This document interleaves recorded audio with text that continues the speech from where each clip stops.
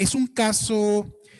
que, si bien es cierto, estaba planteado como un tema tradicional de alimentos. Eso era un caso de una señora que tenía aproximadamente 69, 70 años de edad y le reclamaba a su todavía cónyuge, de hecho a su cónyuge, supongo actualmente siguen unidos en matrimonio, le reclamaba el pago de una pensión alimenticia, el pago y aseguramiento del pago de una pensión alimenticia, tanto provisional como definitiva, y reclamaba el pago de una pensión compensatoria. Y llamaba la atención esto porque no demandó el divorcio. Y generalmente la pensión compensatoria, con base en la doctrina jurisprudencial generada por la Suprema Corte de Justicia de la Nación, este tipo de pensión se otorga en el divorcio cuando uno de los cónyuges queda en un desequilibrio económico derivado de la separación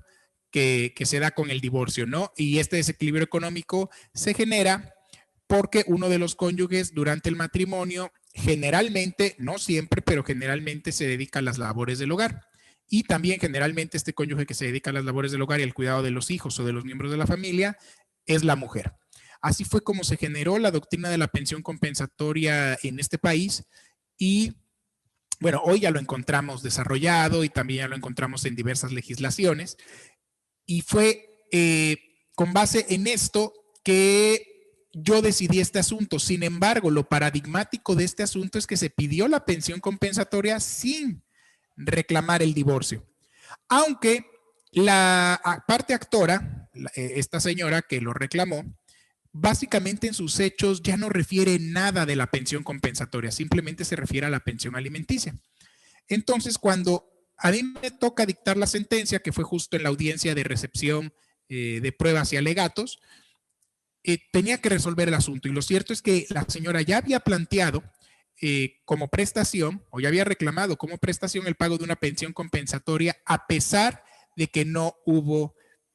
divorcio o no reclamó el divorcio. No sé si lo hizo su abogado por estrategia de litigio, pensando que a lo mejor la parte demandada le iba a reconvenir el divorcio y entonces se anticipó a ello. Sin embargo, no fue así. La parte demandada contestó extemporáneamente la demanda o no contestó oportunamente la demanda y no hubo reconvención de divorcio. Entonces yo tenía que resolver el asunto con lo que me habían planteado y entonces se había generado la duda en mí sobre si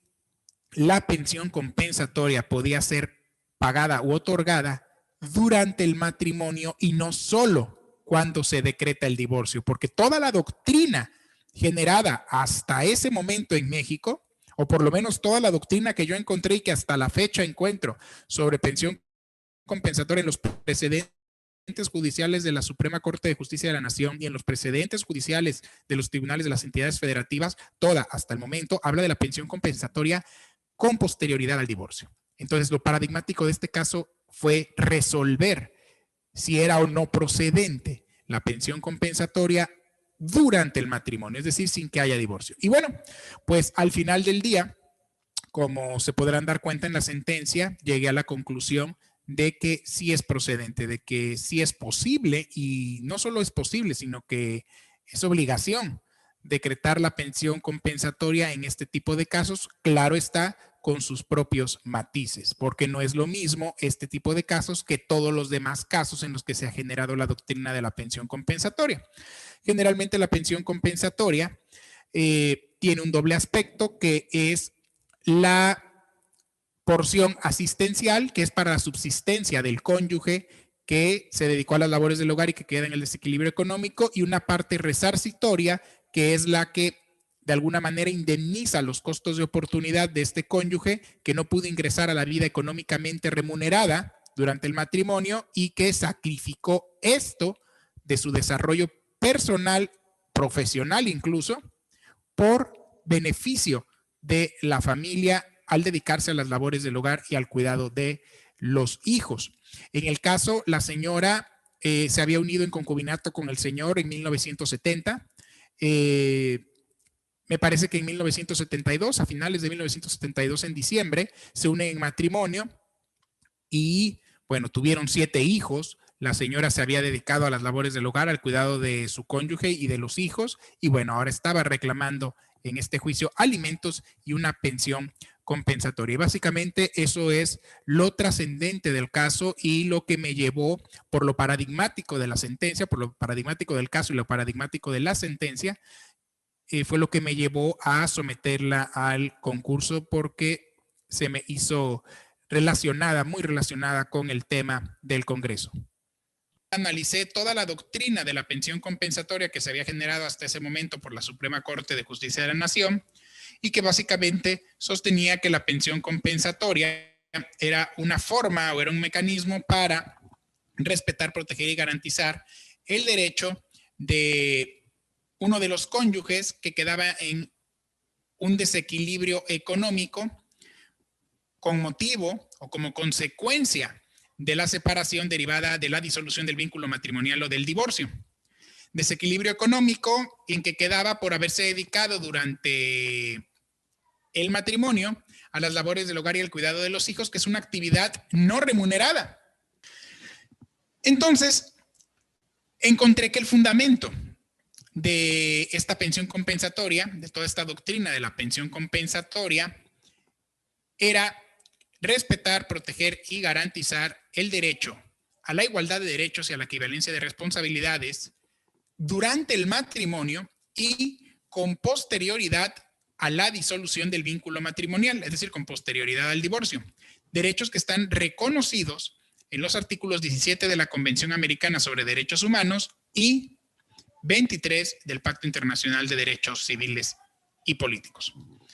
Además, existen otras convenciones, como la Convención para eliminar sobre la eliminación de todas las formas de discriminación en contra de la mujer, que establecen que debe existir igualdad de derechos entre hombres y mujeres, tanto en el matrimonio como con posterioridad a la disolución del vínculo matrimonial, y la Convención Belén do Pará, o la Convención Interamericana para prevenir, sancionar y erradicar todas las formas de violencia o la violencia en contra de las mujeres, que establece que los estados deben de asumir prácticas que eviten la subordinación de la mujer. Entonces, yo concluí que si esta pensión compensatoria, como un mecanismo o un medio para garantizar estos derechos, se utiliza en los casos de divorcio, ¿por qué no utilizarlos durante el matrimonio? Y precisamente porque es durante el matrimonio cuando se genera el desequilibrio económico. Este desequilibrio económico que se trata de compensar con una pensión compensatoria en el divorcio, ¿por qué no compensarlo desde el matrimonio? Si es justo ahí donde se genera el desequilibrio económico. La pensión alimenticia es insuficiente para garantizar todos estos derechos, porque la pensión alimenticia solamente sirve para que el acreedor alimentario subvenga a sus necesidades alimentarias: comida, vestido, habitación, asistencia médica en casos de enfermedad, recreación, esparcimiento, cualquier necesidad básica de acceso a una vida digna, ¿no? Entonces, la pensión compensatoria no solo garantiza eso, sino que además te indemniza o indemniza al cónyuge que está en un desequilibrio económico con posterioridad al divorcio por ese trabajo desempeñado no remuneradamente en beneficio de los miembros de la familia. Y entonces surgió la otra pregunta: ¿por qué no generar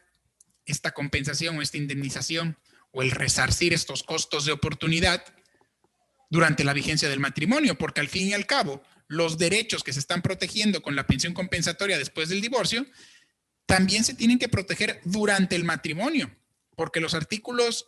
17 de la Convención Americana sobre Derechos Humanos y 23 del Pacto Internacional de Derechos Civiles y Políticos, y también la Convención sobre la eliminación de todas las formas de discriminación contra la mujer, establecen que esos derechos a la igualdad y a la equivalencia de responsabilidades se deben respetar, proteger y garantizar durante el matrimonio, y no solo con posterioridad a la disolución del vínculo matrimonial.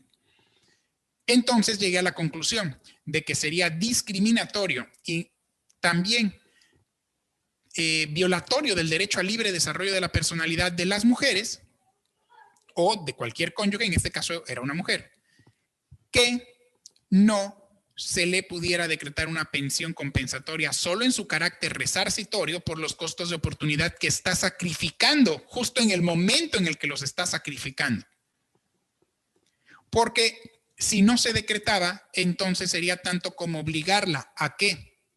para que tengas derecho a que te compensen o resarzan este costo de oportunidad, tienes que demandar el divorcio. Y eso sería violatorio del derecho al libre desarrollo de la personalidad, porque a lo mejor este cónyuge, mujer u hombre, quien sea, no quiere el divorcio. No está en su proyecto de vida divorciarse, sino simplemente quiere que se le reconozca el trabajo que está haciendo al interior del hogar para poder tener ingresos, no nada más para subsistir, sino para poder administrar bienes y hacerse de patrimonio o gastárselo en lo que quiera, como tiene la oportunidad de hacerlo el cónyuge que tiene un sueldo o el cónyuge que sí tiene ingresos por un trabajo. Y así fue como resolví. Si no lo hacía así, entonces iba a discriminar a esta mujer. En este caso, mujer, no quiero decir que nada más sean las mujeres las que tienen derecho a esto. Hoy en día, inclusive hay hombres que se dedican a las labores del hogar y al cuidado de los hijos. Y bueno, y entre otros temas que toqué en el análisis de esta sentencia es que reconocí que la labor al interior del hogar o las labores del hogar y el cuidado de los miembros de la familia es una actividad económica que se debe reconocer como tal y que va en beneficio de los miembros de la familia. ¿Por qué? Porque esta actividad a la que se dedica o a la que se han dedicado generalmente las mujeres, y digo así porque ese es el rol de género que se ha asumido, genera beneficios en los hijos, quienes generalmente crecen bajo el cuidado de la madre y llegan a ser profesionistas o llegan a tener un oficio, y el cónyuge, generalmente en estas uniones de personas de distintos sexos, no quiere decir que nada más se den personas de distintos sexos, pero históricamente así se ha generado, también se puede generar en uniones de personas del mismo sexo, cuando asumen estos roles. Y el cónyuge que trabaja, pues lo puede hacer con toda la tranquilidad, a sabiendas de que en casa siempre hay alguien que está al pendiente del hogar y de los hijos. Y entonces todos ellos obtienen beneficios económicos menos la persona que nada más históricamente se le han decretado alimentos y no puede disponer ni tomar decisiones sobre el patrimonio ni hacerse de patrimonio propio porque no tiene un empleo remunerado. Entonces es la forma en la que le pude reconocer a esta mujer que su esfuerzo había sido en beneficio de sus 7 hijos y de su todavía cónyuge. Y algo muy importante de la sentencia, o por lo menos algo bastante de llamar la atención, fue que realicé un análisis de derecho comparado local y que utilicé también un estudio que hizo la Cámara de Diputados con un centro de estudios para lograr la igualdad de género, pues que evidentemente muestra información sobre este rol de género que han asumido las mujeres al cuidado del hogar y de los hijos, ¿no? En las labores del hogar y de los hijos, y eso por cuanto al estudio de la Cámara de Diputados. Y por cuanto al derecho comparado, bueno, cité un artículo de la Constitución de Tlaxcala que reconoce, y vean qué importante es en Tlaxcala, que está en su propia Constitución, que el trabajo al interior del hogar, el trabajo del hogar y al cuidado de los miembros de la familia es un trabajo que aporta riqueza y bienestar a la familia. Es una aportación económica. Sin embargo, no está remunerado para quien hace este trabajo. Entonces, eso es algo importante de la sentencia. Fueron varios los derechos que se analizaron, derechos humanos o derechos fundamentales, que se analizaron en esta sentencia. Entre ellos, el derecho a la igualdad entre el hombre y la mujer, a la no discriminación, al trato igual ante los tribunales y por la ley para el hombre y para la mujer, el derecho a la igualdad de derechos y equivalencia de responsabilidades durante el matrimonio y con posterioridad a la disolución del vínculo matrimonial, el derecho de acceso a las mujeres a una vida libre de violencia y todos estos derechos reconocidos en la Constitución Política de los Estados Unidos Mexicanos y diversos tratados internacionales como la Convención Americana sobre Derechos Humanos, el Pacto Internacional de Derechos Civiles y Políticos, la Convención para eliminar o la Convención sobre la Eliminación de todas las formas de discriminación contra la mujer, la Convención Interamericana para prevenir, sancionar y erradicar la violencia en contra de la mujer o Convención Belén do Pará, también llamada Convención Belén do Pará. Y básicamente estos fueron los derechos que se analizaron. Todo esto bajo una nueva óptica sobre la pensión compensatoria, porque reitero, la doctrina hasta ahora generada, o bueno, más bien hasta ese momento generada, piensa en la pensión compensatoria o determina la pensión compensatoria y la analiza a partir de los casos de divorcio. Entonces, este caso no es un caso de divorcio. El analizar los casos desde la perspectiva de género o con perspectiva de género ayuda a que las personas vean protegidos otros derechos fundamentales distintos a los que generalmente se protegen con el análisis de la perspectiva de género, de la perspectiva de infancia, de la perspectiva, otro tipo de perspectivas como la perspectiva de las personas de la tercera edad o de la perspectiva de los derechos de las personas con discapacidad, en fin, otro tipo de perspectivas que también han sido analizadas desde la academia. Y bueno, ¿en qué ayuda? Generalmente con este tipo de perspectivas se protegen los derechos a la igualdad y a la no discriminación, porque este tipo de perspectiva, esta metodología que utilizamos para analizar los casos con perspectiva de género, entre otros tipos de perspectivas, nos ayuda a también salvaguardar otros derechos, como el de la tutela judicial efectiva. El derecho de acceso a la justicia. El derecho de acceso a la justicia no implica nada más que tengas la oportunidad de ir a un tribunal a plantear tu caso, sino implica, desde mi punto de vista, que cuando tú vayas a plantear un caso ante un tribunal, el tribunal lo analice caso por caso. Es decir, que analice de manera completa tu caso y que analice las circunstancias personales, en este caso familiares,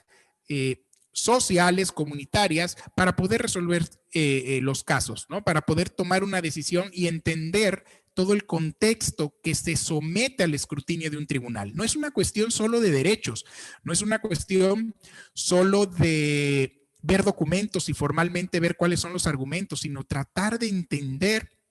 cuál es el verdadero contexto en el que se plantea un asunto y la problemática jurídica a través de ese contexto, de esos hechos que te están planteando las partes, para poder resolverlo congruentemente con estos hechos que te plantean y el contexto en el cual se generan estos hechos. Evidentemente todo esto bajo las normas que establece el sistema jurídico, en este caso el sistema jurídico mexicano y bueno, en el particular el del estado de Veracruz.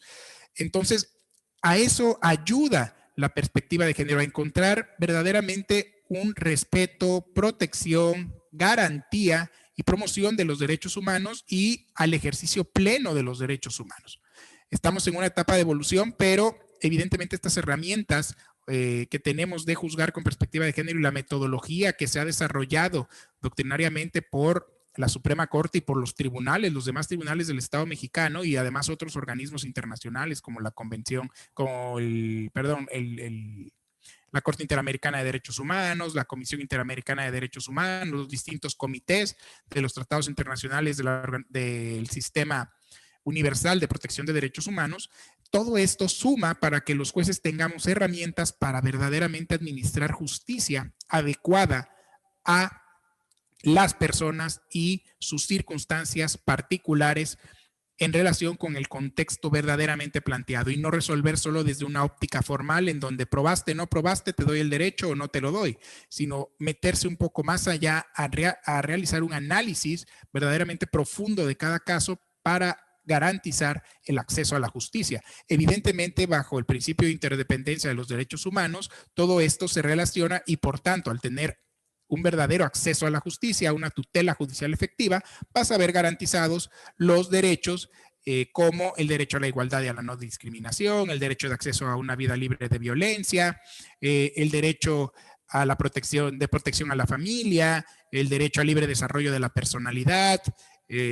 otros tantos derechos que son los que en realidad tenemos en nuestras manos los tribunales o los jueces cuando someten un asunto al escrutinio de nosotros.